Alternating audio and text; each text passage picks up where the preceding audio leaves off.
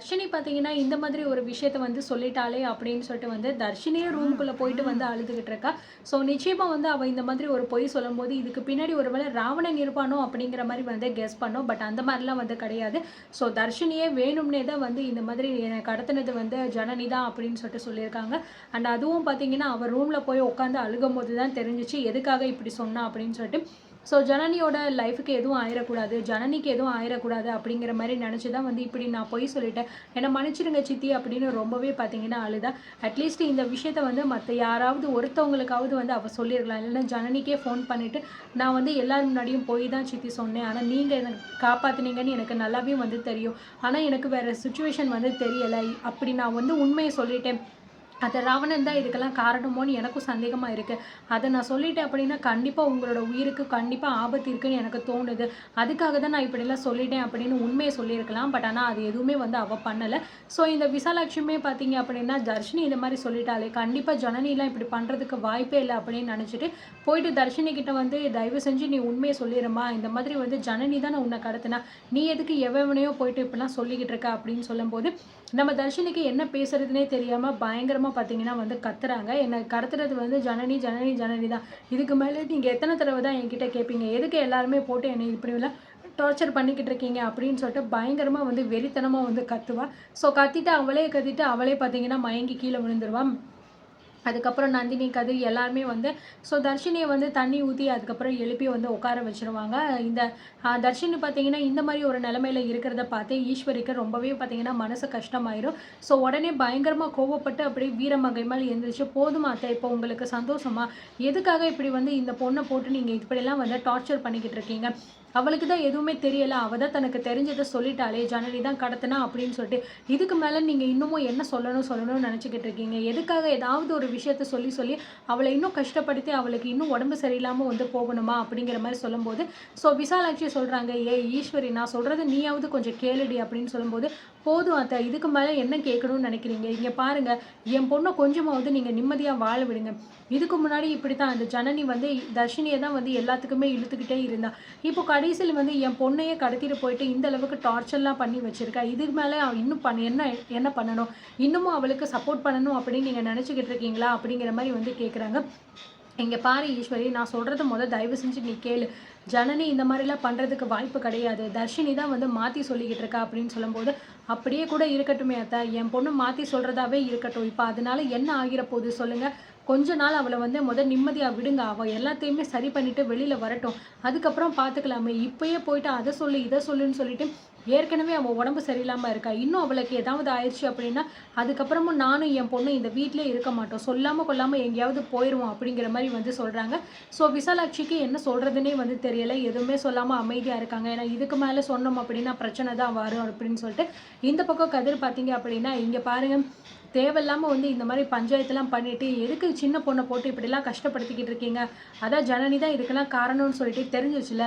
இதுக்கு மேல ஏதாவது ஒண்ணு பண்ணிக்கிட்டு இருந்த அப்படின்னா, அதுக்கப்புறம் அம்மான்னு கூட வந்து பார்க்க மாட்டேன். உன்ன என்ன பண்ணுவேன்னே எனக்கு தெரியாது அப்படிங்கிற மாரி வந்து ரொம்பவே கோவமா, மொரட்டுத்தனமா வந்து பேசிக்கிட்டு இருக்காரு.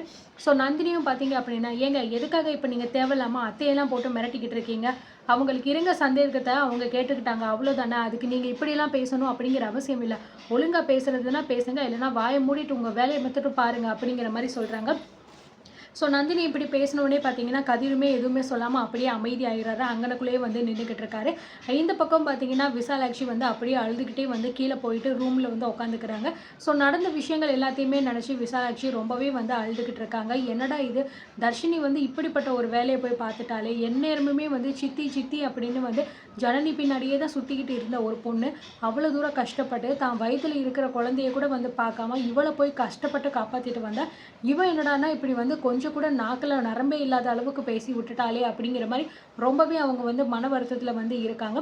ஸோ, அதனால எதுவுமே வந்து சாப்பிடாம யார்கிட்டயுமே பேசாம வந்து இருந்துகிட்டு இருக்காங்க. சக்திக்கு வந்து ஃபோன் பண்றாங்க. "சக்தி எங்க இருக்க நீ? ஜனனி எங்க இருக்கா?" அப்படின்னு கேட்கும்போது, இந்த மாரி "நாங்க மதிவதனி மேம் வீட்ல தான் இருக்கோம். கொஞ்ச நேரத்துல வந்துருவோம் அத்த" அப்படிங்கிற மாரி வந்து சொல்றாங்க. இங்க என்னென்னமோ வந்து நடக்குது ஜனனி. இங்க பாரு நீ எதுவுமே பண்ணலன்னு எனக்கு நல்லாவே தெரியும். ஆனா என்ன அப்படின்னா, தர்ஷினி பிள்ளை எதுக்காக இப்படி மாத்தி பேசுனான்னு எனக்கு ஒண்ணும் தெரியல. நான் போய் அவ கிட்ட கேட்டாலுமே அவ எந்த பதிலும் சொல்ல மாட்டேங்கிறா அப்படின்னு சொல்லும்போது, ஐயோ அத்தை இப்போ எதுக்காக நீங்க போயிட்டு இதெல்லாம் வந்து பண்ணிக்கிட்டு இருக்கீங்க? தர்ஷினி கிட்ட நீங்க போய் பேசணும் அப்படின்னு எந்த அவசியமும் கிடையாது. அது தெரிய வேண்டிய நேரத்துல தெரிய வரும். அது வரைக்கும் நீங்க கொஞ்சம் அமைதியா இருங்க. எது நினைச்சியும் நீங்க வந்து உங்க உடம்ப கெடுத்துக்காதீங்க அப்படின்னு நம்ம ஜனனி வந்து சொல்லிடுறாங்க. கொஞ்ச நேரத்துல நாங்க வந்துருவோம் அத்தை. அதுவரைக்கும் நீங்க எதுவுமே பண்ணாம அமைதியா இருங்க அப்படிங்கிற மாரி வந்து சொல்லிட்டு ஃபோன வச்சுர்றாங்க. ஸோ அதுக்கப்புறம் பார்த்தீங்க அப்படின்னா, அந்த திறப்பு விழாவுக்காக பார்த்தீங்கன்னா, எல்லாருமே வந்து ரெடி ஆகுறாங்க. அண்ட் இந்த பக்கம் பார்த்தீங்க அப்படின்னா, இங்க விசாலாட்சிய வந்து ஆல்ரெடி கூப்ட்டுருப்பாங்க இல்லையா? இந்த மாரி வந்துரு அப்படின்னு சொல்லிட்டு. வீட்ல வந்து பூஜை பண்ணி விளக்கேத்தணும் அப்படிங்கிறதுக்காக வந்து நம்ம விசாலாட்சிய வந்து கூப்பிடுவாங்க. ஆனா கண்டிப்பா வந்து வீட்ல இப்படிப்பட்ட ஒரு பிரச்சனை நடந்திருக்கு அப்படிங்கிறதுனால, விசாலாட்சி வந்து முடியாது என்னால அப்படிங்கிற மாரி வந்து சொல்லிருவாங்க. ஸோ எவ்வளவோ தூரம் நம்ம கதிர், அதுக்கப்புறம் ஞானம்லாம் கூப்பிட்டு பார்ப்பாங்க. இங்க பாரு, நீ வந்து எங்கள பெத்துட்ட அப்படிங்கிற ஒரு மரியாதைக்காக தான் வந்து உன்ன நாங்க வந்து கூப்பிட்டுக்கிட்டு இருக்கோம். வந்தா வர முடிஞ்சா வந்து விளக்கேத்து, இல்லன்னா பேசாம இரு. அண்ணே எதுக்குண்ணே தேவையில்லாம இவங்களெல்லாம் புடிச்சு தொங்கிக்கிட்டு இருக்கணும்? வாண்ணே நம்ம வேலைய நம்ம பார்க்கலாம் அப்படின்னு சொல்லும்போது, ஸோ ரேணுகா, நந்தினி 2 பேருமே வந்து என்ன பேசிக்கிட்டு இருக்கீங்க நீங்க? அத்தை வந்து வயசுல மூத்தவங்க. அவங்க கோவப்படுறாங்க அப்படின்னா, அந்த கோவத்த சரி பண்ணி கூட்டிட்டு போறது தான் நம்ம வேல. அதுக்காக உங்க இஷ்டத்துக்கு நீங்க வேண்டாம் அப்படின்னு சொல்லிட்டு போயிருவீங்களா? என்னதான் இருந்தாலும் சரி, அவங்க ஆசீர்வாதம் இருந்தா தான் எதுவா இருந்தாலும் நல்லபடியா நடக்கும். அத நீங்க தெரிஞ்சுக்கோங்க அப்படின்னு சொல்லும்போது, ஏய் நான் தான் எத்தனையோ தடவ கூப்பிட்டு பார்த்துலடி, வரமாட்டேன்னு சொல்லிட்டு ஓவரா அடம் புடிச்சுக்கிறது தான் என்னடி பண்ண முடியும்? என்ன தூக்கிட்டு போயிட்டு குத்து விளக்கு ஏத்தி தான் ஆகணும்னு சொல்லிட்டு சொல்லவா முடியும்? ஓரளவுக்கு தாண்டி சொல்ல முடியும் அப்படின்னு சொல்லும்போது, ஸோ ஈஸ்வரியும் பார்த்தீங்கன்னா, "அத்தை தயவு செஞ்சு வாங்க. ஒரு நல்ல விஷயம் ஆரம்பிக்கும்போது, நீங்க இப்படி வரமாட்டேன்னு சொல்லி சொல்றது நல்லாவா இருக்கு?" அப்படின்னு சொல்லும்போது, "ஏய் ஈஸ்வரி, நீ எதுக்கு இப்போ வந்து பேசுற? நீ எல்லாம் என்கிட்ட பேசணும்னு எந்த அவசியமும் கிடையாது. நேத்து அந்த பேச்சு பேசுன, உன் புள்ளையா நான் ஒரு கேள்வி கேட்டுட்டேன் அப்படின்னு சொல்லிட்டு, இப்போ எந்த மூஞ்சிய வச்சுக்கிட்டு நீ என்கிட்ட வந்து நீ பேசிக்கிட்டு இருக்க? பேசாத. அப்புறம் ஏதாவது நான் சொல்லிருவேன்." அப்படின்னு சொல்லிட்டு விஷாலாட்சி வந்து சொல்லிக்கிட்டு இருக்காங்க. ஸோ அதனால ஈஸ்வரியும் வந்து அமைதியாயிடுறாங்க. ஞானம் சொல்றாரு, "அம்மா எதுக்கும்மா இப்போ தேவையில்லாம இப்படி வீம்பு பிடிச்சுக்கிட்டு இருக்க? அன்னைக்கே உன்கிட்ட நாங்க சொன்னோம்ல, இந்த மாதிரி திறப்பு விழா பண்ண போறோம். நீ தான் முன்னாடி நின்னு எல்லாத்தையுமே பண்ணி வைக்கணும். உங்க ஆசீர்வாதம் எங்களுக்கு வேணும்னு நாங்க சொல்லியிருந்தோம்ல. அப்போலாம் நீ சரின்னு சொல்லிட்டு, இப்போ வந்து இப்படி பண்ணா என்னம்மா அர்த்தம்?" அப்படின்னு கேட்கும்போது, "ஏப்பா அன்னைக்கு நடந்த விஷயம் வேற. ஆனா இப்போ நடந்த விஷயம் வேற. நான் சொல்றது எல்லாத்தையுமே இந்த வீட்ல உள்ளவங்க நீங்க கேட்குறீங்களா என்ன? எதுவுமே கேட்கறதில்ல. உங்க இஷ்டத்துக்கு தான் எல்லாமே பண்றீங்க. இந்த வீட்ல ஒருத்தர நான் எந்த கேள்வியும் கேட்றக்கூடாது. கேட்டா என் மேலேயே பாஞ்சுகிட்டு வர்றீங்க ஆளுக்கு ஆளுக்கு. அப்படி இருக்கும்போது இந்த விஷயத்துக்கு மட்டும் எதுக்கு என்ன கூப்பிடுறீங்க? நீங்க உங்க பொண்டாட்டி புள்ளைங்களோட சேர்ந்து சந்தோஷமா உங்க தொழில தொடங்கிக்க வேண்டியது தானே. இதுல நான் எதுக்குப்பா வரணும்? நான் எதுக்கு குறுக்க நிக்கணும்? நீங்க என்ன வேணாலும் சொல்லிக்கோங்க. என்னாலலாம் வந்து வர முடியாது." அப்படிங்கிற மாரி வந்து சொல்லிடுறாங்க. ஸோ இத கேட்டு வெளியில இருக்கிற ஆதிகுணசேகரன், "ஏம்பா கதிரு, ஞானம், இப்ப எதுக்கு போயிட்டு அவகிட்ட போயிட்டு கெஞ்சிக்கிட்டு இருக்கீங்க? வரலன்னா வராமயே இருக்கட்டும். வாங்க நம்ம போயிட்டு நம்ம வேலைய வந்து பார்க்கலாம். சும்மா புடிச்சு தொங்கிக்கிட்டே இருந்தா ரொம்ப ஓவரா தலைக்கு மேல ஏறி உட்காந்துருவா போல இருக்கே." அப்படிங்கிற மாரி சொல்லும்போது, உங்க அருமை அண்ணன் கூப்பிட்டால்ல, கிளம்பி போங்க. போயி உங்க ஃபங்ஷன நீங்களே நல்லபடியா சிறப்பா நடத்திக்கோங்க. என்னால விடுங்க." அப்படின்னு சொல்லிட்டு பார்த்தீங்கன்னா, விசாலாட்சி வந்து உட்காந்துடுறாங்க. ஸோ இதுக்கப்புறம் நம்ம சக்தி, ஜனனி 2 பேருமே வந்து பேசி சமாதானப்படுத்தி தான் இவங்கள வந்து ஃபங்ஷனுக்கு போக வைக்க போறாங்க அப்படிங்கிற மாரி தான் கொண்டு போயிருக்காங்க. பார்க்கலாம் என்ன நடக்க போகுதுன்னு.